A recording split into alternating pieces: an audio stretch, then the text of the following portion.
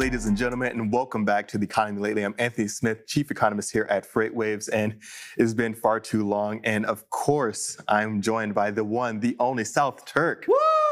We're back! We're back, and the glue that holds this show together, the one that brings the edits, the production, the direction. I'm glad to have you here with me. Yeah, I'm glad to be back. Glad you're back. Glad we're both back. Glad The Economy Lately's back.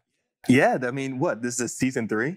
Let's call it the return. The return of Economy Lately. I feel that. Yeah. I feel that about that. And this is a little bit different here. Yeah, it is a little bit different. What? We got lights or something. I don't know what's going on. Did you iron your pullover or something? Is that different? I haven't washed this thing in 3 years. Oh, well, that explains some things. Yeah. But it's not that, I guess. I did hit a new bicep routine, so. Oh, you know what? That's it. That's what's different right now. That could be it. That could be it. That could be making things look a little bit beefier. Yeah. But yeah, man, we got in trouble. Yeah, we did get in trouble. We got disciplined a little bit. Yeah. So can we not say stuff like? Yeah, we can't say that, or things like. Can we at least touch on, geopolitical, really how we're seeing more trends going towards Kanye West's new workout? Probably not. And that brings me to the next point. I think they specifically mentioned that we not talk about how in 2008, Elon Musk. The mating habits of Sasquatches. So what are we supposed to talk about? Beats me. Wait, what's the name of the show? Economy Lately? Oh, The Economy. South, that's some bull. It's been some time, and we got to jump right into what's been happening. And I'm going to start with a little bit of what's been going on upstream. So since we last left upstream and talking about manufacturing, there has been some activity going on, but it's definitely been moderating. So when we're looking at manufacturing, what we've really been seeing happening is that there is still some runway, kind of. The ISM PMI manufacturing index has been easing and just on the verge of hitting that contraction definition right there. And the new orders component is actually hitting contraction as of this year.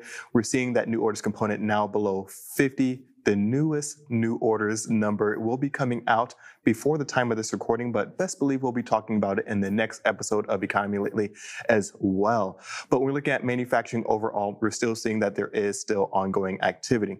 Now, that's not to say that inflation is not playing a role here. So when we're looking at business to business activity, so more specifically, non-defense capital goods new orders, excluding aircraft, what we're seeing right there is that there was a slight bump up in the latest report number showing that there was an increase of 0.7%. Now, it should be mentioned that that report is not adjusted for inflation, and it is measured in billions of dollars. So inflation is still a thing here for sure. And that also means that interest rates are going to play a role here because, Jerry Powell is going ham on that inflation fight and is really boosting up those interest rates. And as an effect of that, is it effect or effect? I don't know. You said ham and now I'm hungry. I don't really. Do they have like Beyond Meat ham? I mean, they have Beyond everything. Okay. It's Batman Beyond that I care about. They don't know about that, Sal. They're talking about SpongeBob and all this other stuff. It's Batman Beyond was a cool Batman. Yeah. Oh my goodness. They got to bring that back if that's not already back. I don't know.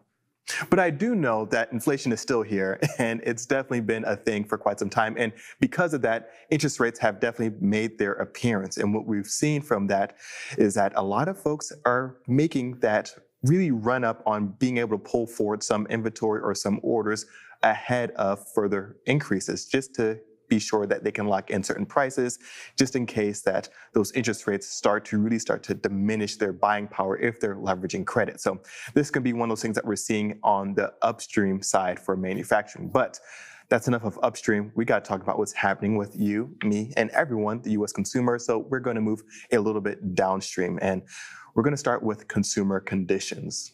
Once we kind of look at what's going on in the supply chain and for consumers and really the overall media cycle, we've heard it all over the last week or so. And that's around how consumers showed up in full strength throughout this Black Friday, Cyber Monday, season here. We're seeing so much strength from the consumer, so much activity.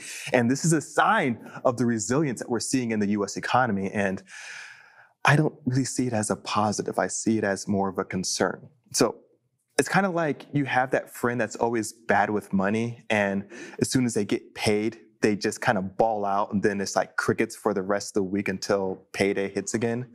And it's concerning because you know that there is really a end in sight here, and it's not really too good for them in the long run. And that's what I'm seeing right now in the US economy and the consumer. We're looking at the savings rate that's now at the lowest point since we've seen since really 2008, which I don't have to tell you what happened in 08, 09 timeframe. They're not in the best of positions. We're also seeing that, a lot of folks are going to say, hey, Anthony, let the consumers do what they want to do. They got the jobs to do it. And I would say, not so fast. I mean, you see the latest job openings report showing that there's 10.3 million openings, and that's great for some, but really in general, hiring has been slowing down throughout the entire year for the most part in 2022. This also leads into some of the other aspects of the employment numbers. So when we're looking at job creations, that's also slowed down to some of the slowest levels that we've seen since 2021. This is all kind of showing that there is definitely a shift happening within the jobs market. And a lot of those consumers that are overextending themselves potentially are going to be caught exposed and in a really bad position if there is any kind of shakeups in their jobs. And that is very likely and increasingly growing. Yeah, I don't know. I mean, you talking about growing and exposing. This is what we're told not to do, Anthony. Yeah. This is direct orders.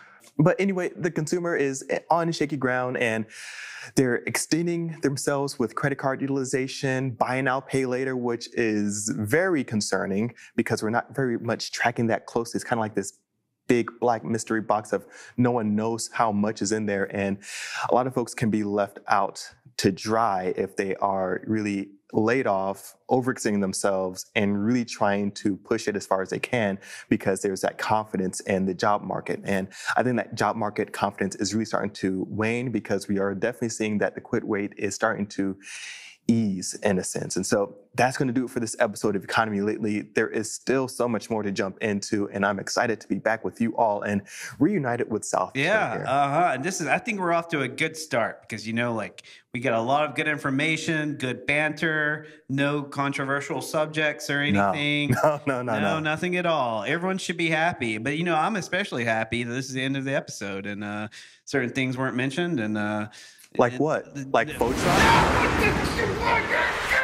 Oh, we got more faux try coming. Don't you guys worry. There's plenty more faux try. Season 3 is going to be awesome. South, I can't wait to hit the streets again. Miss me and you to the end, South. Uh-huh. We'll see you all in the next episode.